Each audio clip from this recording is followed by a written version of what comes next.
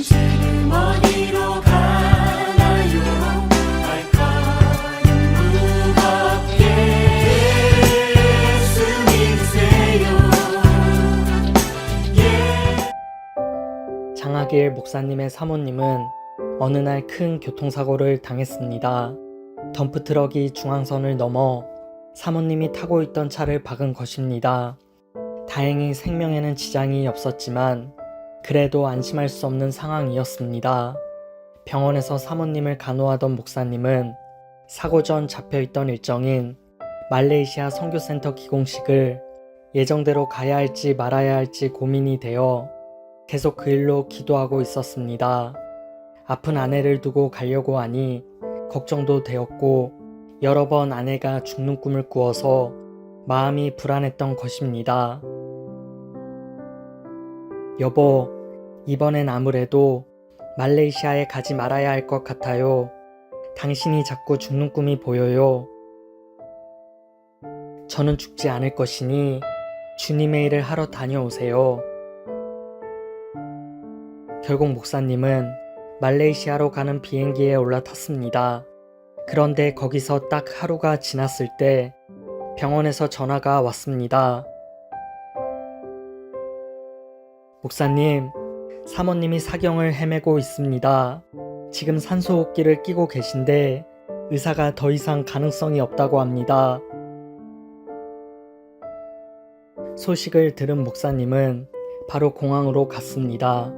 그러나 그때 곧바로 탈 수 있는 비행기가 없었습니다. 그래서 어쩔 수 없이 숙소로 다시 왔고 목사님은 밤을 새워가며 하나님께 기도했습니다.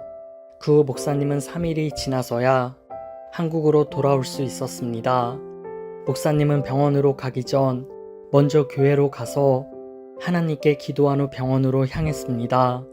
그리고 정말 놀라운 이야기를 들었습니다. 목사님의 아내는 남편이 없는 사이에 이미 의학적 죽음을 맞이했었고 임종 예배까지 다 끝마쳤는데 그 후에 갑자기 의식이 돌아왔다는 것입니다.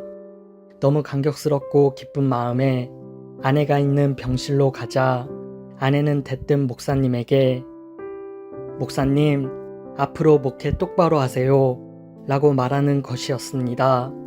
목사님은 아내가 자신을 보면 걱정시켜 미안하다고 할 줄 알았는데 처음엔 너무 당황스러웠다고 합니다. 그 후 목사님의 사모님은 그간에 있었던 일을 상세히 말해 주었습니다. 그녀는 사경을 헤매다 죽음을 맞이했는데 자신의 영혼이 몸 밖으로 빠져나오는 것을 봤습니다. 그리고 교회 장로님들이 자신의 임종 예배를 드리는 것도 지켜봤습니다. 사모님의 가족들과 교인들은 곁에서 눈물을 흘리고 있었고 그때 사모님은 그곳에 있던 분들에게 아무리 말을 걸어도 소용이 없었습니다. 그때 옆에 있던 천사는 사모님을 캄캄한 지옥으로 데려갔습니다. 그리고 지옥의 여러 곳 중 한 곳을 비추어 주었을 때 엄청난 괴성들이 들려왔습니다. 그 지옥의 괴성들은 도저히 들을 수 없을 정도로 비참했습니다. 그리고 또 다른 곳을 비추어 주었는데 그곳에서 같은 교회 권사님을 보게 된 것입니다. 사모님은 너무 깜짝 놀라서 한동안 어안이 벙벙했지만 이내 정신을 차리고 곁에 있던 천사에게 물었습니다. 왜 우리 교회 권사님이 지옥에 있나요? 그러자 천사가 이렇게 대답했습니다. 저 사람은 교회는 다녔지만 똑바로 예수님을 믿지 않았습니다.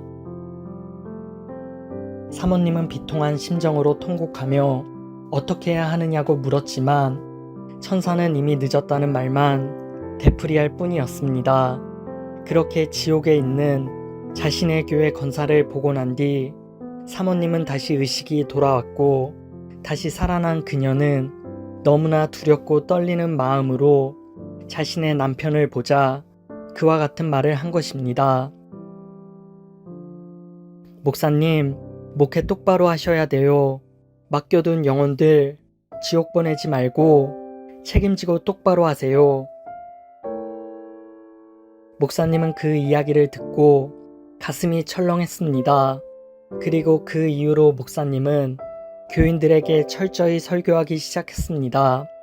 다음은 목사님이 성도들에게 전달한 메시지입니다.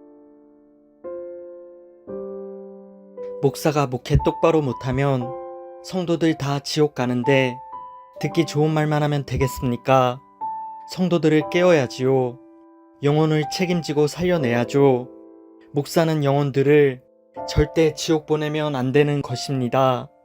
여러분, 교회를 다녀도 아무리 직분이 높아도 지옥에 떨어질 수 있습니다. 교회 직분이 천국 보내는 거 아닙니다. 똑바로 믿지 못하면 누구든 지옥입니다.